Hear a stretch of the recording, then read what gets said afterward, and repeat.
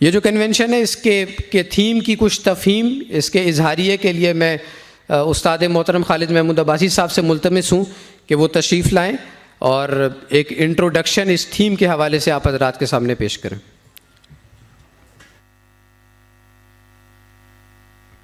اما بعد فاعوذ باللہ من الشیطان الرجیم بسم اللہ الرحمن الرحیم هو الذی ارسل رسولہ بالہدی ودین الحق لیظہرہ علی الدین کلہ ولو کرہ المشرکون.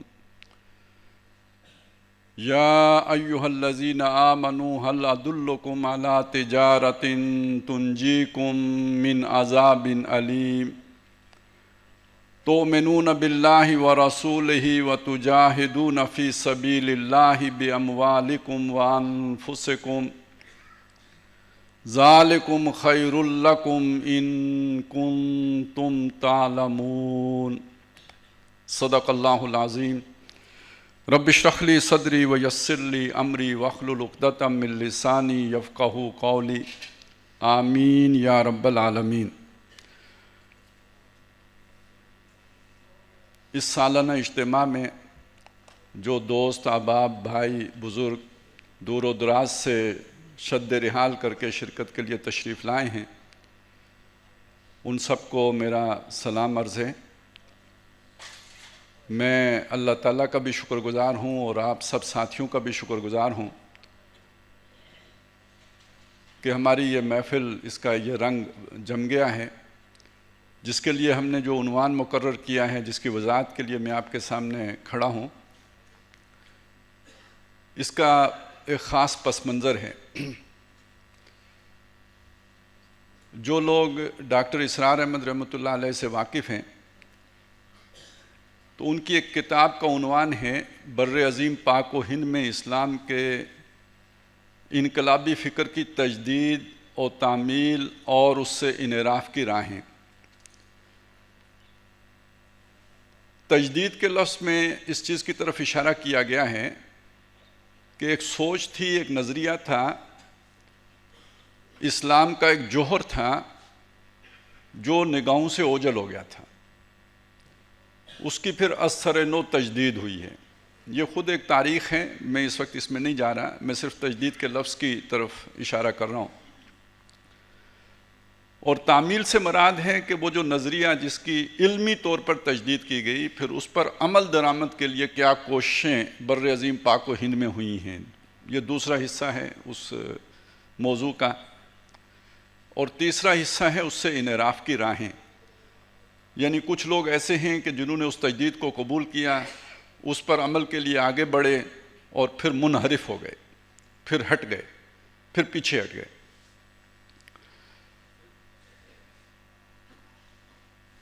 اس کو سامنے رکھیں تو جو فکر جس کی تجدید ہوئی، جس کے بارے میں ابھی عمران بھائی بتا رہے تھے کہ شاہ ولی اللہ رحمۃ اللہ علیہ نے اس کا بیج ڈالا.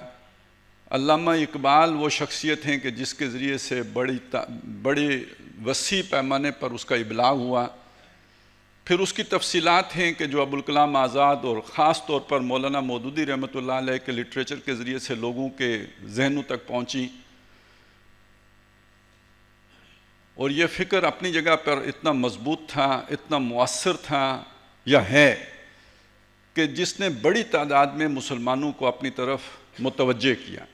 یہاں سے پھر ایک خطرہ پیدا ہوا جن کا نظام اس وقت دنیا میں ہے. اب یہ ایک نیا مسئلہ آ گیا. دنیا میں اس وقت کس کا نظام ہے؟ اللہ کی فرمانبرداری کا نظام نہیں ہے. آج کی دنیا جسے ہم گلوبل ولیج کہتے ہیں، اس کو لوگ گاڈ لیس سوسائٹی بھی کہتے ہیں، جس میں کسی خدا کے وجود کا کوئی اقرار شامل نہیں ہے. تاریخ انسانی میں یہ پہلی مرتبہ ہو رہا ہے. اس سے پہلے شرک ہوتا تھا. قوم نوح اللہ کو مانتی تھی، اللہ کے ساتھ اوروں کو شریک کرتی تھی. قوم ہود کا معاملہ بھی یہی تھا، قوم صالح کا معاملہ بھی یہی تھا.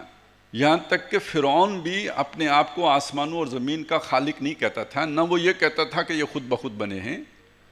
وہ صرف مصر کی بادشاہی کا دعوے دار تھا، کہتا تھا یہاں میرا حکم چلے گا.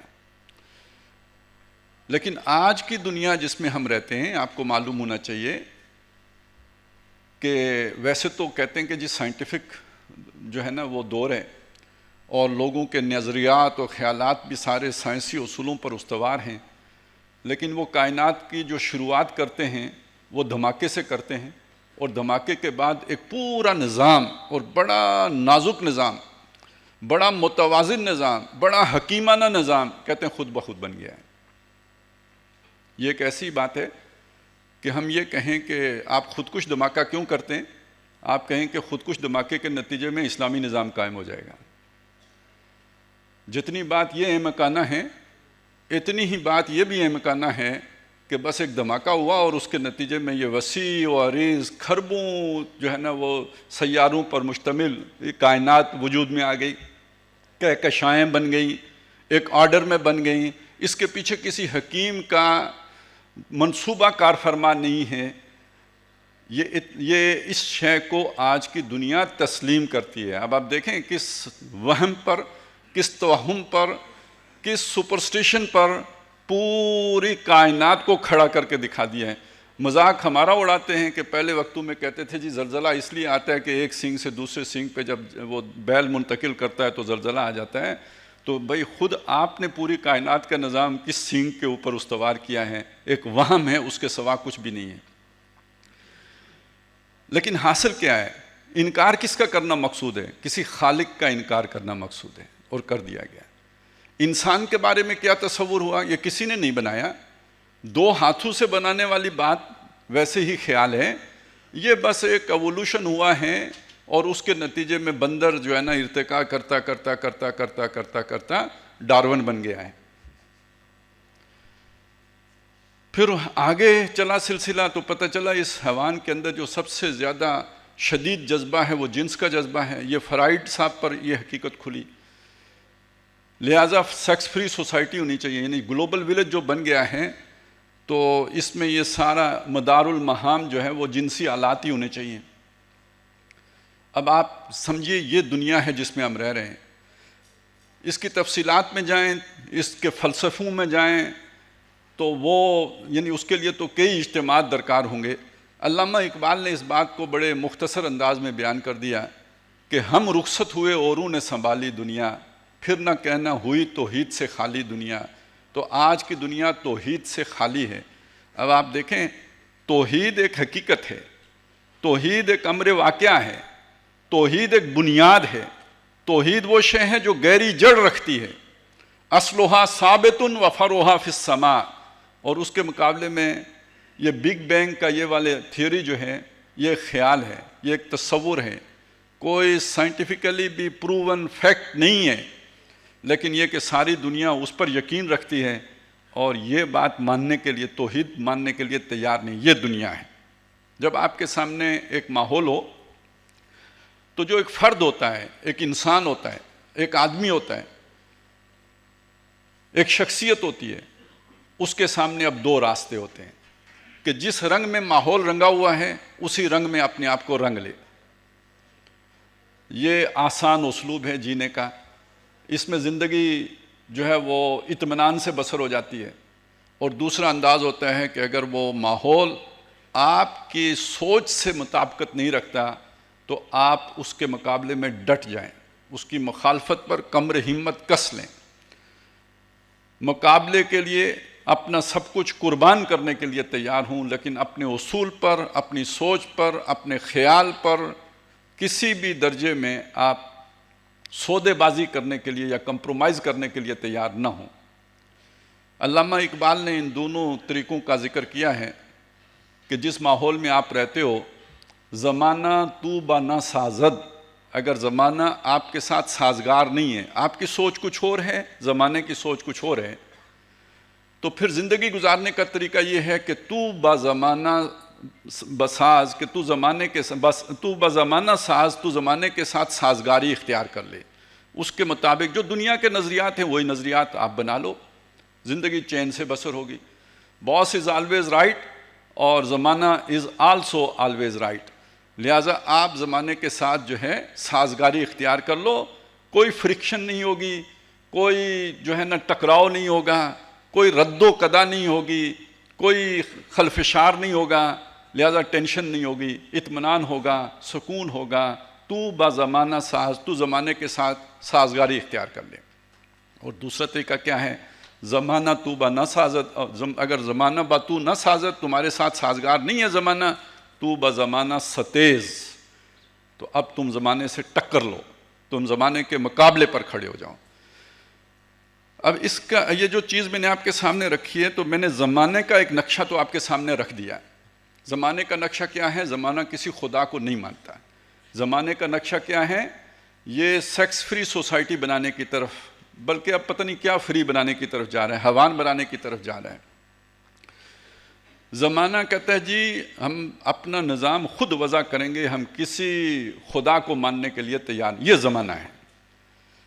اب آپ دیکھیں، میں اور آپ اپنی جگہ پہ، لیکن مسلم ورلڈ کو بھی دیکھیں، جو 58 ہمارے مسلمان ممالک ہیں، تمام حکومتوں نے اس اصول کے ساتھ سازگاری اختیار کر لی، سروائیو کر لیں.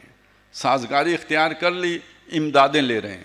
سازگاری اختیار کر لی، دورے کر رہے ہیں، آ بھی رہے ہیں، جا بھی رہے ہیں، تعلقات بن رہے ہیں. زمانہ سب ساتھ مل کے چل رہا ہے. تو اسی زمانے کے ساتھ ہم آہنگی اختیار کر لی.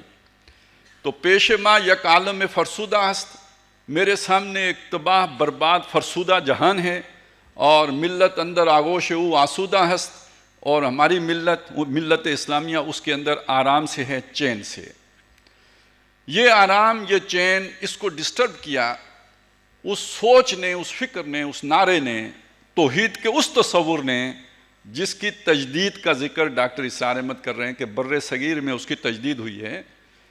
جب یہ فکر پھیلی ہے تو زمانے کے اندر ایک ارتعاش پیدا ہوا کہ اس فکر کے اندر اتنا پوٹینشل ہے کہ یہ جو ہم نے توہمات کا تار و پود بنایا ہے، یہ اس کو بکھیر سکتی ہے.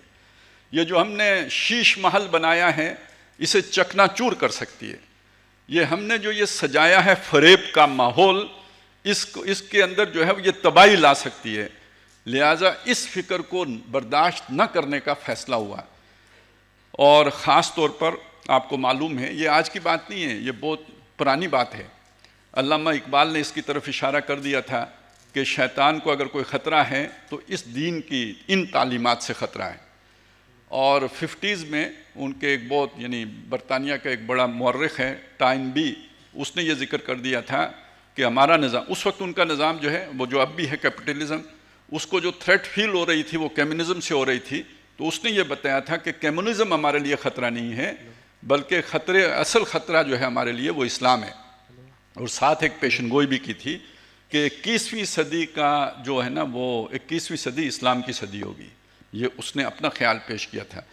جو بھی اس نے تاریخ سے سیکھا، اس کے نتیجے میں ظاہر ہے اسے الہام تو نہیں ہوا، ظاہر ہے وہ قرآن مجید کی بنیاد پر یا احادیث کی بنیاد پر یہ بات نہیں کہہ رہا، وہ تاریخ کے رخ کو دیکھ کر یہ بات کہہ رہا ہے کہ 21ویں صدی اسلام کی صدی ہوگی. لہٰذا خطرہ محسوس ہوا. جب خطرہ محسوس ہوا تو اسلام کے اس تصور کو، جسے کہتے ہیں کہ نیزوں پہ رکھ لیا، اپنی سنگینوں پر رکھ لیا، اسلام کے اس تصور کو مٹانے کی ہر ممکن کوشش، ہر ممکن ہتھ کنڈا اور ہر ممکن سازش اس کا آغاز ہو گیا. وہ ایک علیحدہ داستان ہے، لیکن میں اس وقت صرف یہ آپ کے سامنے رکھنا چاہتا ہوں کہ ہمارے ہاں مولانا مودودی رحمۃ اللہ علیہ کی زندگی میں ایک شخصیت پیدا ہوئے، مولانا وحید الدین خان. ان کی جو بھی ہم کتابوں کا، یا جو بھی خاص طور پہ جو تعبیر کی غلطی، ان کی کتاب بہت مشہور ہوئی. جب اس کو ہم دیکھتے ہیں تو ہمیں یہ محسوس ہوتا ہے کہ فکر سے زیادہ کوئی پرسنالٹی کلیش تھا. واللہ عالم، ہو سکتا ہے ہمارا پرسپشن ٹھیک نہ ہو، لیکن محسوس ایسا ہوتا ہے. البتہ یہ کہ بعد میں بہت سے لوگوں نے ان کی اس کتاب کو بہت مارکۃ الآراء کتاب قرار دیا، اور اس کی بنیاد پر وہ انحراف کی راہوں کا رستہ کھلا، جواز ملا. ہوتا ہے نا، آپ نے کوئی ایک رخ اختیار کرنا ہو تو اس کے لیے کوئی نہ کوئی جواز چاہیے ہوتا ہے، کوئی نہ کوئی اس کے لیے جو ہے نا وہ دلیل چاہیے ہوتی ہے، کوئی آرگومنٹ چاہیے ہوتا ہے. تو جو بھی اس لائن پر چلے، جب وہ اس لائن سے انحراف کرتا ہے تو اس کو جو جائے پناہ ملتی ہے وہ اسے ملتی ہے یہ والی کتاب، تعبیر کی غلطی. اور ان کے وہ تو انڈیا میں تھے، پاکستان میں اس سوچ کو لے کے چلنے والی جو شخصیت ہیں وہ علامہ جاوید احمد غامدی ہیں۔ پھر جب 9/11 ہو گیا تو 9/11 کے بعد پوری شدت کے ساتھ اس فکر کی مخالفت شروع ہوئی، اور یہ سب سے پہلے پاکستان والا فلسفہ لے کے آئے پرویز مشرف صاحب، اور اس فکر کے خلاف جو لوگ کام کر رہے تھے، اس انقلابی فکر کے خلاف، ان کو سہولتیں میسر آنا شروع ہوئیں ابلاغ کی۔ انہیں ٹی وی چینلز پہ موقع ملے، انہیں مختلف فورمز پہ جا کے فیسیلیٹیٹ کیا گیا کہ وہ اپنی بات جو ہے شد و مد کے ساتھ رکھیں۔ اس کے لیے مختلف جو بھی طریقے ہوتے ہیں ابلاغ کے وہ سارے اختیار کیے گئے۔ لہذا ہمارے دور میں یہ کاؤنٹر نیریٹو جو ہے غامدی صاحب جو لے کے آئے، اس کو بڑا فروغ حاصل ہوا۔ مؤثر ہوا یا نہیں ہوا اس کو چھوڑ دیجئے، میں یہ کہہ رہا ہوں فروغ حاصل ہوا، پھیلا، اور اس کافی بڑی جسے کہتے ہیں وسیع حلقے میں انہیں ابلاغ کا موقع مل گیا، ان کی رسائی ہو گئی۔ پچھلے دنوں ایک رپورٹ چھپی باہر کی دنیا میں، لیکن یہ کہ وہ چھاپنے والے، جو بنانے والے، اسے پروڈیوس کرنے والے وہ ہمارے ہی لوگ تھے، مسلمان تھے۔ ایک انسٹیٹیوٹ بنایا تھا جو ایک وزیر اعظم رہے ہیں برطانیہ کے، ٹونی بلیئر، اور انہوں نے وہ انسٹیٹیوٹ بنایا، اس میں مسلمان سکالرز جمع کیے، تو انہوں نے یہ جو سیاسی اسلام ہے، یہ تجدید والا اسلام ہے جسے ہم نے کہا تجدید ہوئی ہے، اس کو وہ اب کہتے ہیں پولیٹیکل اسلام۔ تو یہ جو پولیٹیکل اسلام ہے، اس کے رد میں ایک باقاعدہ وہاں پہ بیٹھ کے بہت سے دانشوروں نے بیٹھ کے ایک رپورٹ مرتب کی۔ اس کے جواب میں ہمارے ساتھ شریک ہیں ڈاکٹر تسنیم صاحب کراچی سے، تو انہوں نے اس کے ایک جواب بھی لکھا، وہ ترجمان القرآن میں شائع بھی ہوا۔ لیکن یہ کہ ہم نے اپنے اس اجتماع کا تھیم یہ اس لیے بنایا کہ یہ ذہن میں رکھیے کہ ہوتا کیا ہے۔ ہوتا یہ ہے کہ جب آپ اس فکر کے ساتھ چلتے ہیں تو زمانہ آپ کے ساتھ سازگار نہیں ہوتا۔ جب آپ اس فکر کے ساتھ چلتے ہیں تو آپ کی دنیا سکڑتی ہے، تنگ ہوتی ہے، آپ پھل پھول نہیں سکتے۔ اب پھلنے پھولنے کی خواہش میرے اندر بھی ہے، پھلنے پھولنے کی خواہش ہر انسان کے اندر ہوتی ہے، اور ایک اور خواہش بھی ہوتی ہے، امن کی خواہش۔ کوئی نہیں چاہتا کہ ہر وقت بحث کرتا رہے، کوئی نہیں چاہتا کہ ہر وقت الجھتا رہے، کوئی نہیں چاہتا کہ آپ بات کریں اور اس کا کاؤنٹر ہوتا رہے اور رد و قدا ہوتی رہی اور بحث و مباحثہ ہوتا رہے۔ یہ چیز یعنی انسان کمفرٹ چاہتا ہے، اور کمفرٹ اس میں ہے کہ جو بات میں کروں وہ آپ مان لیں، یا اگر میری بات آپ نہیں مانتے تو میں آپ کی مان لوں۔ ہمارے درمیان یہ جو رد و قدا ہے یہ نہ ہو، یہ جو تلخیاں ہیں یہ نہ پیدا ہوں۔ ہر شخص کے اندر یہ خواہش ہوتی ہے، لیکن اس کے لیے اگر آپ سچ پر کھڑے ہیں، اگر آپ حق پر کھڑے ہیں، اگر آپ وہ بات کر رہے ہیں جو حق ہے، تو پھر یہ رد و قدا برداشت کرنی پڑتی ہے، پھر یہ الجھنا گوارا کرنا پڑتا ہے، پھر یہ ناراضگیاں مول لینی پڑتی ہیں، پھر یہ دنیا کا سکڑنا برداشت کرنا پڑتا ہے۔ بندہ کب تک برداشت کرے، کب تک جھیلے، کب تک صبر کرے؟ کبھی نہ کبھی تو دل امن کی آشا کی طرف متوجہ ہوتا ہی ہے، آمادہ ہوتا ہی ہے، اس کی طرف رجحان پیدا ہی ہوتا ہے۔ اس لیے اہل حق دعا کرتے رہتے ہیں، ربنا لا تزغ قلوبنا بعد اذ ہدیتنا وہب لنا من لدنک رحمہ انک انت الوہاب۔ اے ہمارے رب، جو تو نے ہمیں یہ ہدایت دے دی ہے، ہمارے اندر بھی رجحان واپس ادھر جانے کا ہے۔ اے اللہ، ہمارے دل کو کج نہ کر دیجیو بعد اس کے کہ تو نے ہمیں ہدایت دے دی ہے۔ تو کجی کی طرف مائل ہوگا، انحراف کی طرف دل جانا چاہے گا۔ میرا جی بھی چاہے گا کہ امن سے رہیں، یہ لڑائی جھگڑا ختم ہو اور زمانے کے ساتھ سازگاری اختیار کر لی جائے، بجائے اس کے کہ زمانے کے ساتھ جھگڑا جائے۔ تو میری تو ایک چھوٹی سی دنیا ہے، جماعتوں کی بھی دنیا ہوتی ہے، وہ بھی چاہیں گے کہ مین سٹریم پارٹیوں میں شامل ہو جائیں، اکلوتی اجنبی جماعت بن کے کیا رہنا ہے۔ اسی طرح ملکوں کی بھی ایک برادری ہوتی ہے، کوئی ملک یہ نہیں چاہے گا کہ اس کی حشر وہ ہو جائے جو افغانستان کا ہے، کہ کوئی پوچھتا ہی نہیں۔ تو ہم بین الاقوامی برادری کے ساتھ مل کر اور جڑ کر چلنا چاہتے ہیں۔ اس بین الاقوامی برادری کے ساتھ جڑنے کے چکر میں ہمارے ملک کی، خاص طور پہ جس کے ہم باشندے ہیں، اس کی بھی ایک اساس تھی، اور وہ اساس ہے نظریہ پاکستان۔ اور وہ نظریہ پاکستان در حقیقت اسی تجدیدی فکر ہی پر مبنی ہے. ہم پاکستان کیوں حاصل کرنا چاہتے ہیں؟ مسلمان ایک علیحدہ قوم ہے. بھئی مسلمان علیحدہ قوم کیوں ہیں؟ یہ سب ایک نسل کے ہیں؟ نہیں. ان کا رنگ ایک ہے؟ نہیں. یہ زبان ایک بولتے ہیں؟ نہیں. تو بھئی قومیں تو اسی بنیاد پر بنتی ہیں. آپ کیسے قوم ہیں؟ ہم نظریے کی بنیاد پر قوم ہیں. آپ کا نظریہ کیا ہے؟ لا الہ الا اللہ. تو بھئی اور ادھر عیسائی ہندو سارے مل کے رہتے ہیں, آپ ان کے ساتھ کیوں نہیں رہ سکتے؟ نہیں نہیں نہیں نہیں. ہمارا ایک سیاسی نظام ہے, ہمارا ایک معاشی نظام ہے, ہمارا ایک سماجی نظام ہے, ہماری ایک تہذیب ہے. ہم مل جل کے نہیں رہ سکتے. ہماری تہذیب اپنا غلبہ چاہتی ہے, حق جو ہے لا شریک ہے, اور یہ کسی باطل کے ساتھ دوئی پسند نہیں ہے. ہم مل جل کر نہیں رہ سکتے, ہمیں ایک علیحدہ ملک چاہیے. لڑائی ہو گئی, لوگ کٹے, قربانیاں دی, ہجرتیں ہوئیں, ملک حاصل ہوا, لا الہ الا اللہ کی بنیاد پر حاصل ہوا. ہم پاکستان اس لیے حاصل کرنا چاہتے ہیں کہ دنیا کو اسلام کے اصول حریت و اخوت و مساوات کی جھلک دکھانا چاہتے ہیں. یہ سیاسی اسلام ہے یا نہیں ہے؟ یہ انقلابی اسلام ہے یا نہیں ہے؟ یہ وہی اسلام ہے یا نہیں کہ جس سے ٹائن بھی نے ڈرایا تھا؟ تو اب آپ سمجھ لیجئے کہ اس نظریے کے لیے زمانے میں گنجائش نہیں تھی. اس نظریے کو لے کر چلنے کے نتیجے میں زمانے سے آپ کا ٹکراؤ ہوگا. آپ وہ کہا تھا نا, آئسولیشن میں نہیں جی سکتے, آپ کو آئسولیٹ کر دیا جائے گا اگر آپ اس نظریے کو لے کے چلیں گے. ہمارے حکمرانوں کے اندر یہ ہمت نہیں تھی, یہ جرت نہیں تھی. تھے کمانڈو, لیکن یہ کہ بہت اچھل کود بھی تھی, سب کچھ تھا, لیکن یہ جرت نہیں تھی کہ زمانے کی آنکھوں میں آنکھیں ڈال کر یہ کہہ سکیں کہ میرا نظریہ کوئی اور ہے, تمہارا نظریہ کوئی اور ہے. تو انہوں نے کہا جی یو ٹرن, عظیم لیڈر یو ٹرن لیتے ہیں. انہوں نے اس نظریہ پاکستان سے یو ٹرن لے لیا. تو سازگاری کس کے ساتھ اختیار کی, ہم مہنگی کس کے ساتھ اختیار کی, جوڑ کس کے ساتھ جوڑا؟ حقیقت میں ان نظریات کے ساتھ جن کا ذکر میں ابتدا میں کر چکا.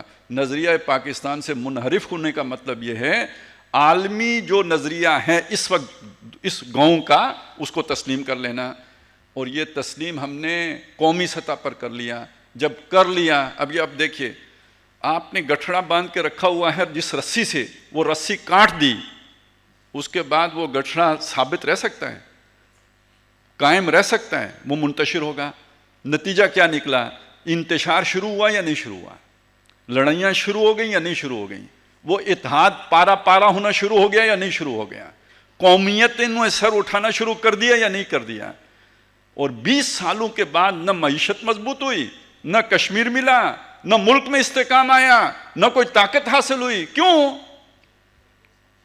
اس لیے کہ ہماری جو جڑ اور بنیاد تھی وہ ہم نے خود کاٹی. ہمارے ایک حکیم نے کاٹی, الحکمت ضالۃ المومن کے دعوے کر کے کاٹی. اور آج ہم اس کے نتائج بھگت رہے ہیں, اور سمجھ نہیں آ رہی ہے کہ کریں کیا.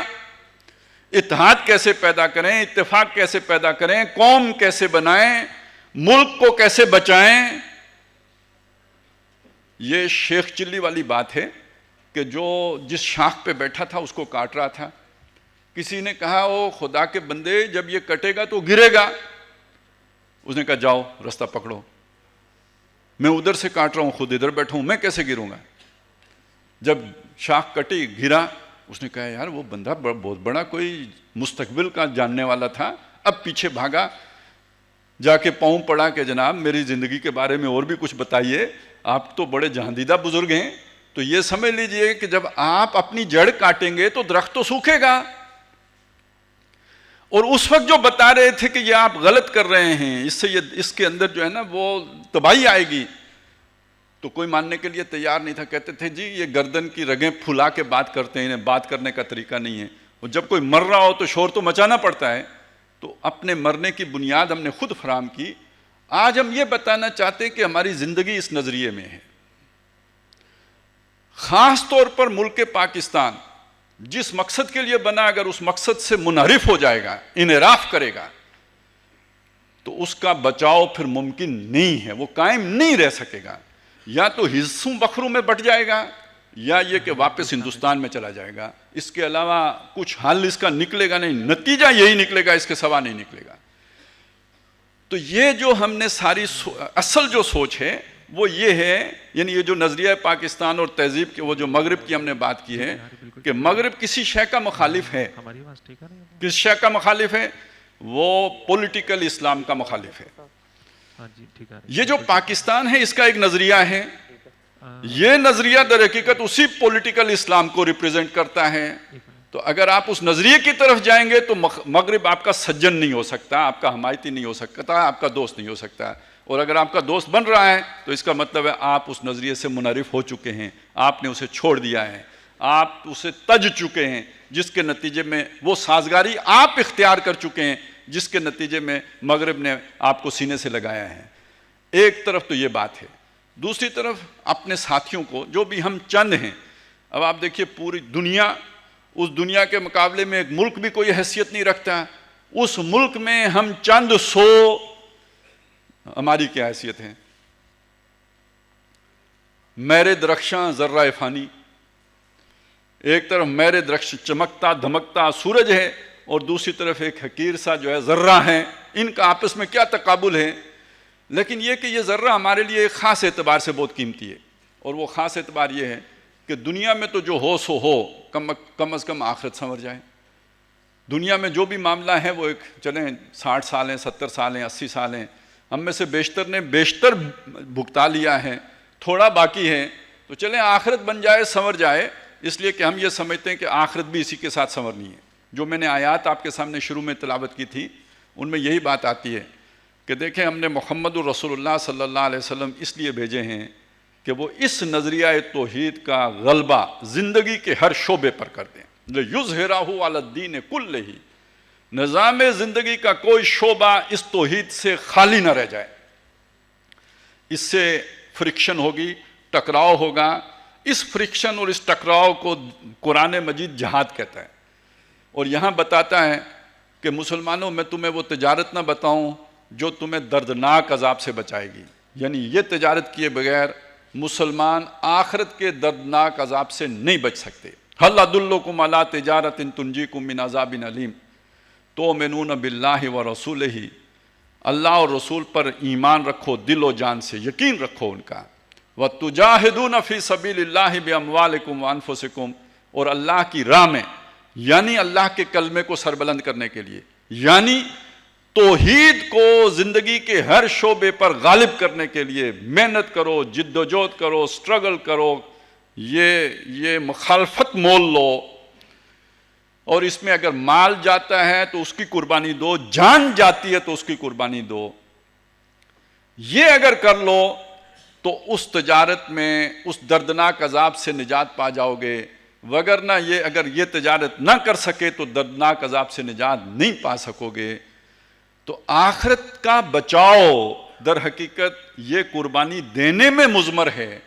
تو ہم تو یہ چاہتے ہیں کہ چلیں کہ جس کی سمجھ میں بھی یہ بات آ جائے کم از کم آخرت محفوظ کرنے کی بات تو کرے، نمبر 1، اور نمبر 2 کوئی پتہ نہیں ہوتا، اللہ تبارک و تعالی کسی معمولی عمل کو اتنی جو ہے نا وہ قدر و قیمت کرے اس کی کہ دنیا میں بھی اس کے اثرات ظاہر ہو جائیں۔ کیا پتہ ہماری اس کوشش کے نتیجے میں ماحول اس درجے بدلے کہ ہمارے ملک میں توحید کی ایک دفعہ پھر اپنی پوری شان کے ساتھ جلوہ گر ہو جائے، جیسے محمد الرسول اللہ صلی اللہ علیہ وسلم کی محنت کے نتیجے میں کبھی جزیرۃ العرب میں جلوہ گر ہوئی تھی۔ ہمیں اس کی بھی امید ہے اور اس کی بھی خبریں ہیں۔ تو جو ایک چیز جو سمجھانے کی تھی وہ یہ تھی کہ ہمارا اس نظریے کے اوپر اعتماد قائم ہو جائے۔ اس کے لیے یہ بتانا ضروری ہے کہ یہ کوئی ہم نے اچانک کہیں سے بات سیکھی ہوئی باتیں نہیں ہیں، یہ ہمارے یعنی اپنے مطالعے کا حاصل نہیں ہے، اس کی ایک بیک گراؤنڈ ہے، اس کا ایک پس منظر ہے، اس کی ایک تاریخ ہے۔ اصلاً یہ جناب محمد الرسول اللہ صلی اللہ علیہ وسلم سے یہ بات شروع ہوئی ہے، لیکن یہ کہ بیچ میں بہت بڑا گیپ آ گیا اور پھر اس کی تجدید شاہ ولی اللہ نے کی ہے، اور اس کے بعد مختلف لوگوں کی محنت کے نتیجے میں یہ اتنی مؤثر آواز بنی ہے کہ دنیا اس کے بارے میں پریشان ہوئی ہے۔ اور جس کتاب کو ہم نے اس تھیم کی بنیاد بنایا ہے، مولانا مودودی رحمۃ اللہ علیہ کی کتاب قرآن مجید کی 4 بنیادی اصطلاحیں، یہ 4 اصطلاحیں ہیں. ایک اصطلاح ہے الہ، ایک اصطلاح ہے رب، ایک اصطلاح ہے دین، اور ایک اصطلاح ہے عبادت. اب اس کے بارے میں یہ بات جان لیجئے کہ جب ہم اصطلاح کا لفظ استعمال کرتے ہیں تو اس کا مطلب یہ ہوتا ہے کہ یہ کوئی لفظ نہیں ہے، اس لفظ کے اندر ایک پورا مفہوم ہے، جس مفہوم کو کسی تعریف یعنی کوئی ڈیفائن کرنا پڑے گا، اس کی ڈیفینیشن کرنی پڑے گی. جب کسی بھی کتاب میں بطور اصطلاح کوئی لفظ آتا ہے تو عام طور پر کتاب کے شروع میں اس کی ڈیفینیشن پہلے کر دی جاتی ہے. آپ اگر فرض کریں کوئی پولیٹیکل سائنس کا مطالعہ کریں تو سب سے پہلے اقتدار اعلیٰ کا لفظ آ جائے گا، خود مختاری کا لفظ آ جائے گا، پھر اس کی ڈیفینیشنیں آ جائیں گی، اس کے بعد آگے وہ الفاظ آئیں گے تو آپ کو پتہ ہوگا کہ اس کا مفہوم کیا ہے. قرآن مجید جب اپنی کوئی اصطلاح پیش کرتا ہے تو وہ اس طرح ڈیفائن نہیں کرتا، وہ اس کے مختلف معنی بیان کر دیتا ہے. اب یہ ایک عالم کا کام ہے، اسکالر کا کام ہے کہ وہ تمام معنی سامنے رکھ کر قرآن مجید کے اس اصطلاح کا مفہوم اخذ کرے. اور ایک اصطلاح آپ نے سنی ہوگی جامع و مانع تعریف. جامع و مانع تعریف کیا ہوتی ہے کہ جب آپ وہ ڈیفائن کر رہے ہوں اس اصطلاح کو تو اس میں جامعیت کا مطلب یہ ہوتا ہے کہ جتنے معنی بیان کیے گئے ہیں وہ سارے اس کے اندر آ گئے ہوں. اب یہ نقطہ نوٹ کریں گے تو آگے والی بحث آپ سمجھیں گے. قرآن مجید نے فرض کریں لفظ الہ بولا ہے، آپ نے اس کی ایک تعریف کی ہے، لیکن کسی ایک آیت میں اس کا جو مفہوم آیا ہے وہ بیان کرنے سے رہ گیا، اس تعریف میں وہ سمویا نہیں گیا، تو اس کا مطلب یہ ہوگا کہ آپ کی تعریف جامع تعریف نہیں ہے، ناقص تعریف ہے. جامع تعریف تب ہوگی کہ کوئی ایک آیت بھی ایسی نہ رہ جائے جس میں الہ کا لفظ آیا ہو اور وہ مفہوم اس کے اندر سمونے سے رہ گیا ہو، یہ جامع ہو گئی. معنی کا مطلب کیا ہوتا ہے؟ یہ جو آپ نے تعریف کی ہے اس میں کوئی ایسی گنجائش نہ پیدا ہوئی ہو کہ کوئی غیر قرآنی تصور اس کے اندر دھرایا ہو، اس کو آپ نے روک دیا ہو. آپ کی تعریف نے غیر قرآنی تصور کو روک دیا ہو اس کے اندر آنے سے، اور جتنے قرآنی مفاہیم اس کے اندر موجود تھے ان کو سمو لیا ہو. یہ تعریف ہوتی ہے جامع اور مانع تعریف. اب یہ جو ساری بحث کھڑی کی گئی ہے، جیسے میں نے عرض کیا مولانا مودودی رحمۃ اللہ علیہ کی یہ کتاب ہے قرآن مجید کی 4 بنیادی اصطلاحیں. یہ جو ڈاکٹر صاحب نے فرائض دینی کا جامع تصور بیان کیا ہے یہ اسی کتاب کا ایک دوسرا ورژن کہہ لیجئے یا اس دوسرے اسلوب میں وہ بات کہنا کہہ لیجئے. تو یہ جو اس کا جو رد ہے جو مولانا وحید الدین خان صاحب نے کیا تو ظاہر ہے وہ تعبیر کی غلطی کہہ رہے ہیں، یعنی وہ اس کو اثر نو اس کی تعریف کر رہے ہیں. اب آپ نے یہ جج کرنا ہے آج یا اس اجتماع کے دوران کہ جامع و مانع تعریف کس کی ہے، مولانا مودودی کی ہے یا مولانا وحید الدین خان صاحب کی ہے. ہم یہ کوشش کر رہے ہیں کہ یہ پوری کی پوری بات دونوں مکاتب فکر کی آپ کے سامنے آ جائے. ہماری کوشش یہ جج آپ کریں. اور ہم یہ کیوں کر رہے ہیں آپ کے سامنے؟ اس لیے کر رہے ہیں کہ آپ جس فکر کو لے کے چل رہے ہیں اسے پورے شعور، پورے ادراک، پورے علمی رسوخ کے ساتھ لے کے چلیں، تاکہ آپ کو پتہ ہو کہ میری فکر کیا ہے، اس کی بنیادیں کیا ہیں، اس کا رد کیا ہے، اس رد کا رد کیا ہے. کل میں نہ ہوں، کوئی اور نہ ہو، تو آپ خود میں اتنی ہمت ہو یا یہ کہ آپ اس گہرائی اور گہرائی سے اس درجے واقف ہوں اکیلے بھی کھڑے ہو سکیں. اور دوسرا، انسان جیسے میں نے کہا کہ رجحان ہوتا ہے زمانے کے ساتھ سازگاری اختیار کرنے کا. مجھے پتہ ہو پوری فکر کا، جب میرے اندر وہ رجحان پیدا ہوگا پہلے درجے میں اپنا محاسبہ خود کر لوں گا، اپنے آپ کو روک لوں گا.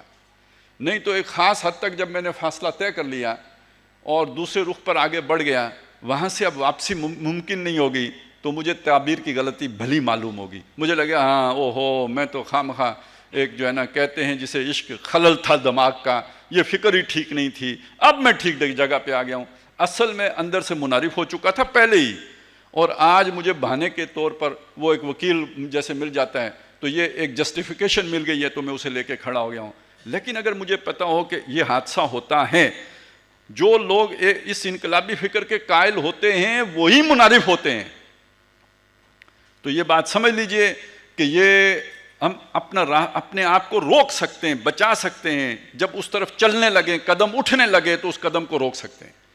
آخری بات کہہ کے بات ختم کر رہا ہوں کہ یہ جو قرآن مجید میں نفاق کا مضمون آیا ہے, منافقت کا, اور ان المنافقین فی الدرک الاسفل من النار جو کہا گیا ہے, تو یہ بات سمجھ لیجئے کہ قرآن مجید جس نفاق کو بیان کیا ہے وہ اسی معاشرے میں پیدا ہوتا ہے جس میں یہ انقلابی فکر موجود ہو, اقامت دین کا تصور موجود ہو. ایک جامد ماحول, اس کے اندر نفاق نہیں پیدا ہوتا.